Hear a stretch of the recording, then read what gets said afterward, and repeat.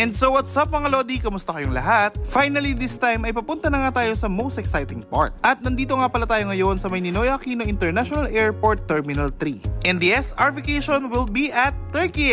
First time ko nga ito mag-international flight kung kaya naman sobrang excited na ako. At sila nga palang aking mga makakasama during the whole trip. Mga counterparts ko nga pala ang mga yan na nanggaling pa sa iba't ibang lugar dito sa Pilipinas.